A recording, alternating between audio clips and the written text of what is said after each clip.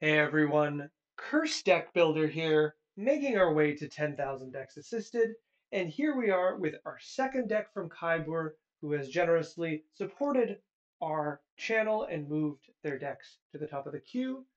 Our second deck is Saruman of Many Colors, another Lord of the Rings commander, something that I do believe everyone is excited about, and we're going to take a look at what Kybur's notes are. They say, this is a commander that I'm really interested in building, but I don't know how to do so. At the moment, I want to make him play a I want to play with your deck kind of commander, where I mill my opponent's deck, use his effect to get interesting instants, sorceries, and enchantments, and maybe use other cards to steal their creatures. I'm uncertain what the best way of doing that is, as well as how my lower mana value cards I should put in, how many I should put in, and what they should be, and what higher cost cards I should put into the deck, and what other mill cards I should put into the deck, since Saruman doesn't mill that much himself. I look forward to your assistance greatly. And then there is no restriction or budget for this deck. Thank you once again, Kybor, for supporting the channel. Thank you for this deck. And if you'd like to take a look at this deck before I start breaking it down, I know a lot of people want to play Saruman, and I agree. Saruman of Many Colors is a lot of fun. It's a bit of a complicated deck, but this is a pretty good start as an first draft of the idea. And we're going to see what we can improve with it to make it a little solid. So if you want to take a look at it, the deck list is in the video description below. So let's start by describing who is Saruman of Many Colors and why are we using them? So Saruman of Many Colors is a 5/4, 6 mana in Esper Colors Avatar Wizard. Excuse me. They have Ward, discard an enchantment, instant, or sorcery, which is very, very powerful. Ward means whenever you target Saruman with an ability or a spell, you're going to have to pay this cost, otherwise the ability or spell is countered. And this is a pretty big cost to discard an instant, sorcery, or enchantment card from their hand, because it means, by definition, if they are targeting Saruman, they're paying two cards or an ability and a card in order to destroy him, ideally destroy him or shut him down in any means. That's already a lot of a cost, but you have to remember the way that Ward works is that you can allow Ward to resolve and then counters the spell anyways. So if you use, for example, a Swan Song to counter Swords to Plowshares, they are down, excuse me, they are down two cards, you are down one card, you are up on exchange, you are having a good time getting ahead. Then Saruman has another ability, which is whenever you cast your second spell each turn, each opponent mills two cards. When those cards are milled, you are going to exile target enchantment, instant, or sorcery card with equal or lesser mana cost than the second spell you cast. Then you can copy the exiled spell that you cast, the exiled spell, and then cast the copy without paying its mana cost. That's a lot. That's a lot of words to understand. But what this basically means is when you cast your second spell, you're going to mill two on each of your opponents. You're going to pick an instant, sorcerer, or enchantment that is equal or lesser mana cost than your second spell, and then you're going to cast it for free. A copy of it. So this is kind of the main spell steal function of Saruman, is that every second spell, you're going to have a chance at stealing a spell from your opponents. But something that's really worth considering is that there's a lot of hoops to jump through for this ability. So the first hoop is we have to have Saruman out. That's nice and easy. The second hoop is that we need the mana to cast two spells. If we got Saruman out, it's likely that we have the mana to cast two spells because Saruman is 6 mana. So that's pretty good to start with. Third of all, we need the two spells to cast. Okay, that's very doable. We're going to have a lot of cantrips. We're going to have a lot of cards that draw into other cards or keep our hand filled. Not too much of a problem. But the fourth and final thing is that we need things in our... Actually, the fourth thing is that we need cards in our opponent's graveyards that we want to cast. The fifth thing is that our spell needs to be greater or equal mana cost to the spell in their graveyards. If this is a lot, you're right. This is a lot to think about when you're playing Saruman. It does kind of match the flavor. He is a very powerful, all-knowing wizard, and so for whatever his abilities are, for them to be very complicated makes sense. But it does make him kind of a difficult commander to, not only to play but to build, because there's so many things that we have to think about. So before we go any further, something that we should be thinking about in our deck building process is what mana values do we want to hit on our second spell to make the most of our opponent's graveyards? Because yes, to an extent, we know what's in there before we use our second spell, but we are going to mill 6 more cards total. So we want to be ready for the best kind of cast. And in our deck building process, we should be thinking what mana thresholds we're trying to hit for different cards to steal. And what I'm going to suggest for this in these scenarios is this. If we want to steal a 2 mana spell, an instant spell, we want it to be 2 mana, our second spell to be 2 mana or less. 2 mana or greater. What I mean by that is the majority of instants in Commander, the ones that we tend to want, are going to be 2 mana or less. I'm thinking removal, Swords to Plowshares, Path to Exile, Infernal Grasp. Those all fall within that. A lot of the very good non-creature removals, such as Nature's Claim, also falls within that. If we're thinking of counter spells, they're often 2 mana or 1 mana, so that falls within there. If we're thinking of protection spells, they tend to be 1 mana. So once again, if you have a 2 mana spell, you're likely to get that. Some redirect spells can occasionally be 1 or 2 mana, but that's much more rare. But generally, if we're trying to steal an instant spell, we want our second spell to be 2 mana. If we're trying to steal a sorcery spell from our opponent's graveyards, we want our second spell to be 3 mana, because the majority of the sorcery spells that we want are going to be 2 to 3 mana. Now, generally, what I mean by that is ramp. So almost all ramp is 2 to 3 mana. Then card draw. So a lot of powerful card draw is in 2 or 3 mana. And then after that, some sorcery speed removal or some sorcery speed like things that change up, like bounce spells or take control spells or exchange control spells. A lot of these spells that see play are at 2 or 3 mana. So if we're planning to try to steal a sorcery spell, 2 to 3 mana. And if we're trying to steal an enchantment spell, we need about 3 or 4 mana cards, right? We want our second spell to be 4 mana because a lot of the enchantments we want to steal are 3 to 4 mana. Rhystic Study, Phyrexian Arena, Necropotence, Smothering Tithe, a lot of Teferi's Ageless Insight. A lot of the very, very strong enchantments are at 3 or 4 mana. So we're just going to keep that in mind. Instant sorceries, you want to cast a 2 mana spell second.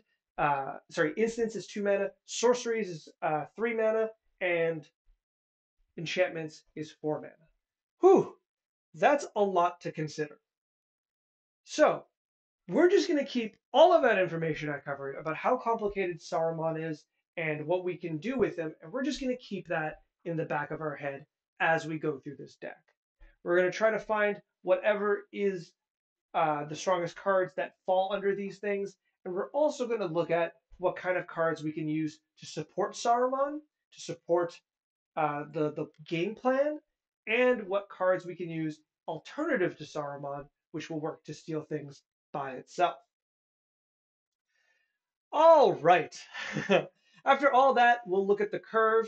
Saruman is at 6 mana, so our 6 mana slot is one we will look at. But that being said, we only have 4 spells, 3 other spells outside of our commander at 6 mana. I think that's fine. At 6 mana, the cards are going to be so impactful that we don't really mind that they share a mana slot with Saruman. In fact, there's going to be situations that we are going to want or think about Saruman as a 7 mana spell anyways, because it would be really good to be able to cast Saruman and then immediately cast Opt right after, which will enable at least one trigger. Maybe we can steal a Swords to Plowshares, maybe we can steal a Nature's Claim, that's going to be particularly good for us. So Saruman is sometimes 7 mana. Now, for the rest of it, I think we're going to do just a quick little, like, I do have quite a few suggestions, but we're going to give a quick little look over to see if anything stands out here in our deck to see what we should be keeping, what we can lose. And starting at enchantments, the ones that immediately catch my eye are Ghostly Prison, Propaganda, Authority of Consuls, and Blind Obedience. All of these cards are defensive kind of slowdown cards. They kind of impact our opponents in the way that it makes them slow down on a lot of creature combat based strategies and makes it a little less profitable or successful to attack you. Now, as I often put, especially for Ghostly Prison and Propaganda, these cards do not stop your opponent from defeating you, they just make it a little inconvenient, which is good as soft power to kind of keep your life total high. But you have to remember that once your opponents deem that you're necessary to take out of the game, Propaganda, Ghostly Prison, these cards will not stop players. Players will either go out of their way to pay the mana cost or attack in a certain way that kind of negates, the effects of these. For example, they'll make a 10/10 and attack you with a 10/10, having to only pay for Propaganda or Ghostly Prison once as opposed to multiple times. So these are deterrent factors, and they're not as good as actually stopping things. In fact, considering that you will be playing these cards early on, I don't think they're really where you want to be because you're going to be kind of spending your early turns just defensively setting up as opposed to setting up to play Saruman yourself. Something else worth considering is that these cards don't really help our strategy. They do not generate mana, they do not generate cards, and they do not mill our opponents. So all that makes me kind of think they're not really on theme for us. If we want these kind of defensive cards, we should just be playing board clears. I know board clears are not ideal because Saruman is susceptible very much so to board clears already, and we're playing creatures and we're hoping for creatures to be stolen, to steal our opponent's creatures to play them. But even with that in mind, we're not playing that many creatures, and I think frankly we would be very happy to just play a few board clears. We can throw them out before Saruman. We can keep the board clear so that when we're ready to get going, we are in a good position to play Saruman and not worry too much of being knocked out of the game. So that would be the first suggestion I would say in this section, is to take those out, replace them with board clears. I like the number of mana cards that we have in artifacts. I think this is great. Mind Crank is interesting. I think you'll have to play with it to see how effective it is. It can be very, very effective, or it can be kind of effective. You're very much reliant on your opponent's triggering Mind Crank as opposed to you being able to attack realistically because you just don't have enough creatures or damage. And if you are relying on your opponents, you have to remember there are boards where there's just not a lot of damage happening. Like think about if there's 3 decks that are kind of like this deck, where it just takes a while to set up, and they're more interesting in setting up on their side than they are with attacking their opponents. Well, Mindcrank isn't really going to do anything in that case. So with that in mind, I'm a little less interested. You'll have to see how it works, but it does seem like a weaker mill card in this kind of deck. Looking at our instants, I think these are really good. I think we could use more instants because they're very, very strong, because they allow us to use Saruman on our second turns. Remember, it's any turn. It's the second spell on any turn, not just your turn. So if you wanted to go much further into this strategy, I think it would be a pretty strong direction to go into and just increase your instants until they are the biggest pile here. I'm not going to give you way too many instant suggestions, but I will give a few, just things to think about because these might be the bread and butter of your deck. Coming into sorceries, we have a lot of really good cards here. Rise of the Dark Realms kind of sticks out as being just a little too much mana for this deck. Command the Dreadhorde might be fine at 6 mana, but that matches your commander, so I'm not necessarily going to suggest it. But 9 mana is just a lot. This deck kind of ramps because of the high amount of talismans and signets, it doesn't ramp indefinitely, so I think 9 mana is just a bit much, and you shouldn't be, you know, counting on being able to reach there. Then in our creatures, Sir Conrad stands out. I do recognize there is a lot of synergy here, loosely around Saruman and other mill cards, but I don't know if that's also where you want to be. This is a 5 mana creature that doesn't further your game plan at all, and if you want to use him to mill your opponents, that's another 2 mana per mill, and I just don't see that being particularly worth it. So I think Sir Conrad should be cut here. Likewise, Fenax feels a little strange here because Fenax requires you to have quite a few creatures with high toughness. And not only do you not have a lot of creatures, they don't particularly have tons and tons of toughness themselves. So, with Consuming Aberration, I think being the exception. So, you'd have to somehow make Fenax a creature, and only that you can tap to mill 7 a turn. That doesn't feel great. I think once again with milling, I'm going to give you a few alternatives because I don't think this is really the one you want to play.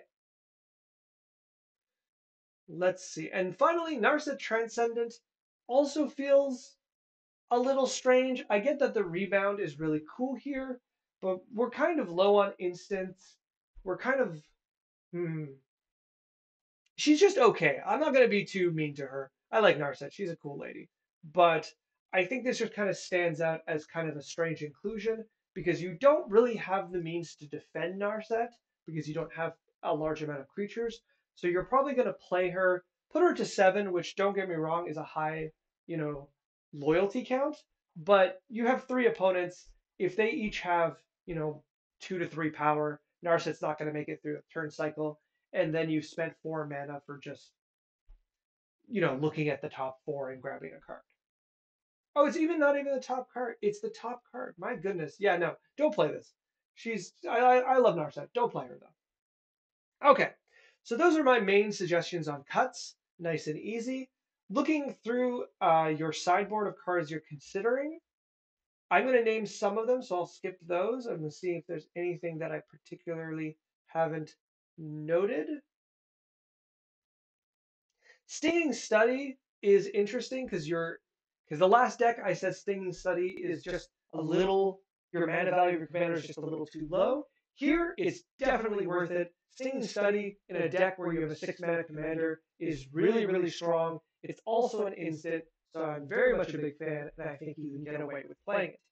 Likewise, Into the Story is a 7 mana card that actually costs 4 mana when the clause has been set up, which is something you want to do where an opponent has 7 or more cards in their graveyard. But very importantly, when you cast it, it still is a 7 mana spell. And so you are going to probably be able to take the best card of any card that you can steal with Saruman out of your opponent's graveyards, and I do really like that. So I would definitely play Into the Story into this deck. All right, let's look at a few of the suggestions that I have for this deck. I think first and foremost, you have it in the side, but Lotho, it is a crime not to put Lotho into this deck. The Lotho is just already a very, very good card. He's going to generate treasure tokens for you, but also he's going to trigger off of your own spells, which is already something that you want to be doing. So easy inclusion. Likewise, I think Ledger Shredder could also belong here. Ledger Shredder has definitely taken a hit in its popularity in Modern, which is where it mainly gets played, which means the price has gone down substantially, and I think it is definitely worth picking one up so that you can supplement this card in your deck. You'll notice that Lotho and Ledger Shredder both kind of do the two things you want them to do. One will generate mana, and the other one will adjust your hand with cards to make sure you have the right combination to have 2 spells a turn in the way you want to. I think for that reason, they're both very good, support cards for the deck with Saruman, while being just really good cards in and of themselves. Then let's look at a few more options for cards that help us in these colors probably get our second card or cast 2 spells.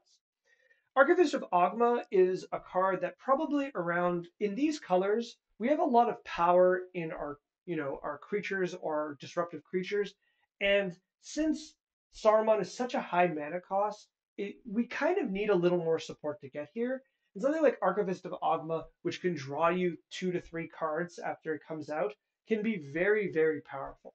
He's also uh, instant speed, which means it works really well to trigger Saruman when it's not your turn. Overall, I think this is a very easy inclusion and a very strong card. After which, maybe not as strong, but still really fun. Baleful Strix is just, a staple in blue-black decks because it cycles and it is a very good body with a 1/1 flying death touch. And if nothing else, that art is just beautiful, and I imagine the main reason this card gets played.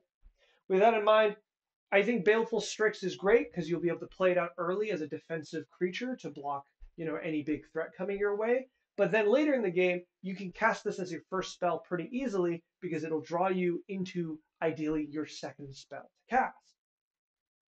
But what do you do if you're not necessarily going to draw your second spell, but you're going to pull it out somewhere else?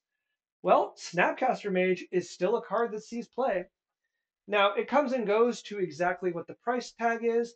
Snapcaster Mage, likewise, like Ledger Shredder, has lost a lot of its power in Modern, which is where it mainly saw play, and therefore has gone down in price substantially. And in a deck like this, where you can cast Snapcaster Mage and then flashback one of your instants or sorceries, that's your 2 spells. You've triggered Saruman.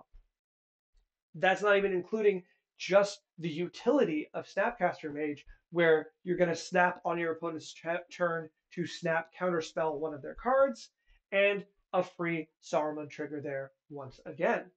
So overall, very strong card, very easy inclusion, especially with the price tag being so low. Then, like Snapcaster Mage, but a little trickier, while still being on theme, Halo Forger should definitely be in this deck. Halo Forger, much like Snapcaster Mage, enables you to cast. Let me double check this. Yeah, you may cast it. Um, so it does create the 2 casts of a spell, but it also targets your opponent's graveyards. So you can cast their instants or sorceries this way as well, not just with Saruman. So it's definitely on theme, and it generates the 2 casts by itself. It's also, I think, just a generally good card. I think there's a lot of times where you can just play this as a Solemn Simulacrum effect, where you cast this card and then you pick any 2 mana ramp card in your opponent's deck, which can put you just, into a good position where you still have a 3/1 flyer. And then if that itself will then trigger Saruman, that's going to be really, really good. Sometimes you're going to be able to get 0 mana spells in your opponent's or your own graveyard if you run Profane Tutor, for example, and that can be very, very good, but don't really count on it.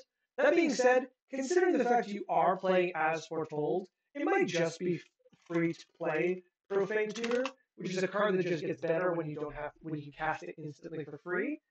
And by instantly I mean like immediately for free. And that works really well with our Halo. I just went over it, Halo Forger as well. Okay, I have a few more cards about the milling section. Something that my brain clued onto immediately was Windfall. I thought Windfall was rather one of the rather stronger versions of this card, of the way to mill your opponents out, because it represents, let's say, I think it's reasonable to say 4 cards, quote unquote, milled from each of your opponents by casting this. And you can assume the cards in their hand tend to be good because they're still in their hand. I know that's not universal, but like if someone's tutored or if someone has scryed, it increases the value of the cards in their hand and not so more so than their deck. So having them discard their hand might increase the chance of you getting some good hits. But for 3 mana for each player to mill, quote unquote, mill 4 or 5 cards is really, really good. But of course, as said before, one of the real benefits of this is then it draws you into a new hand. So if you have remaining mana, this can be your first of 2 spells very, very easily because you've just solved the problem of getting the cards in hand to cast a second spell. So overall, very much so a big fan of Windfall that you're already playing. So I just want to go a little further with that in mind. Jace's Archivist is a repeatable windfall effect. Now, obviously, this is the only one that isn't a spell, it's an ability, and therefore we're not going to be able to count it as one of our two.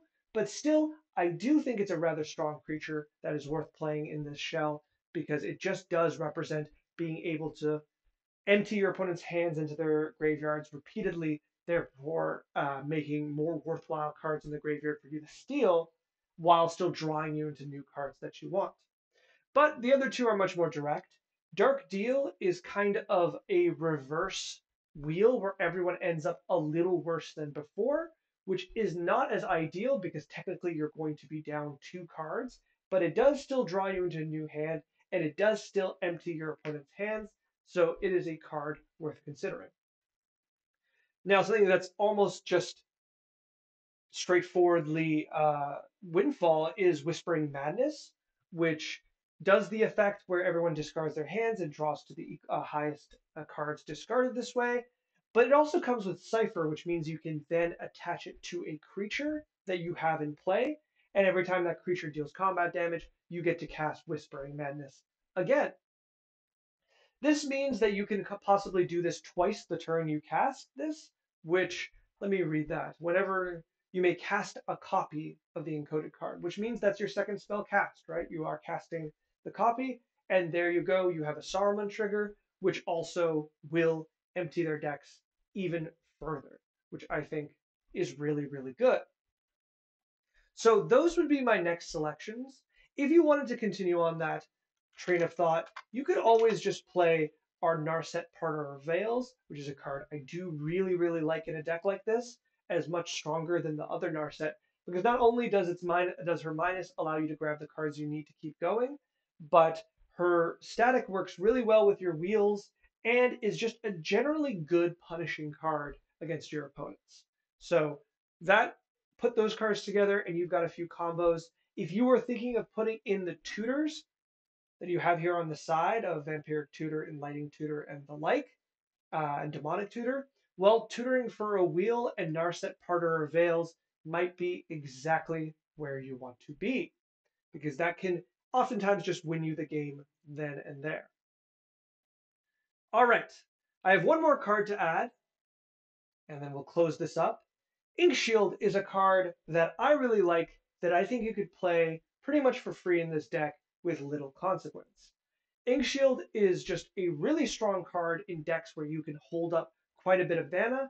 And if you think about what I've suggested of putting more instant spells in, I would suggest Inkshield as going alongside with it. It is an incredibly powerful defensive card. It is an incredibly powerful offensive card should you be able to blank a very strong attack from you. But in addition, if you hold up something like Opt and Inkshield with 6 mana up with Saruman out, you are in a really, really good position because when that attack comes in, you just need to cast Opt first, then you cast Inkshield. Maybe you even pretend that that's the card you drew off of Opt because that's funny. But then you cast Inkshield, and not only have you gotten really far ahead by blocking, by fogging for the turn and getting a bunch of 2/1s, you've also gained the ability to look through all your opponent's graveyards and find a 5 mana card that you'd like to steal. And I think that's rather good. Before I finish up, I did want to address a few things that I didn't immediately talk about. Kyber was asking about the high mana cards to put into steel stuff, and I think they're already all here, is the reason I haven't kind of put a lot of attention to them. Breach of the Multiverse and Mind's Dilation, I think, are the best cards of this ability. But if you are feeling that you need a few more, I think I did the Tasha the Witch Queen deck recently, and they had a few cards in there that I did like. I think there was a big dragon that I particularly liked. I think it was a Dragon Horror. But outside of that, I think you're already playing the best cards. You already have a 6 mana commander that is a very strong version of this ability. I don't think you particularly need more. I think the lower mana cards and the medium mana cards to trigger, especially at instant speed, Saruman, are where you should be devoting a little more of your attention to. Outside of that, I think this is a very good direction for the first draft of the deck. I'm interested to see what the next draft looks like because it's going to be a little more solid, a little more pointed in a direction. Also, as I always say, we might be finding out what the after that we can have the conversation on power level because as always when we look at cards like Vampiric Tutor, our use of Vampiric Tutor will usually power up the deck, but change the power level the deck plays on. So we need to kind of figure out what power level we're going to play at and how we can reach that power level without, going beyond it. So that's definitely a conversation we'll be looking at later. Some of these inclusions that I've suggested are cards that I believe are quite powerful, such as Ledger Shredder, Lotho, Snapcaster Mage.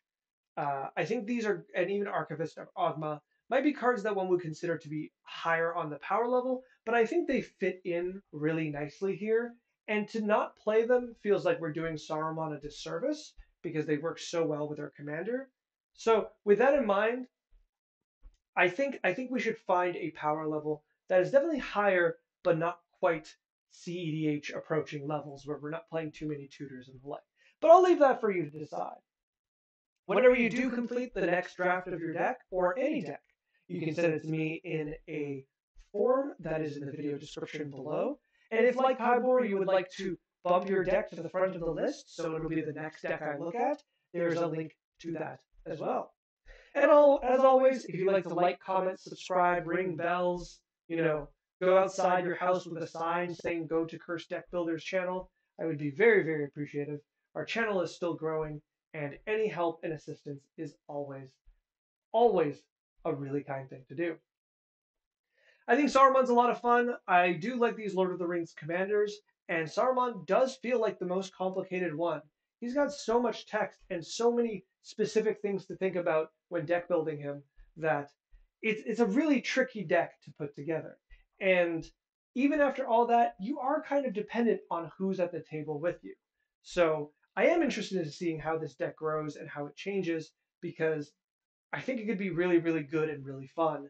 And I am just as interested in discovering what that will look like as I'm sure you are. All right. Good luck.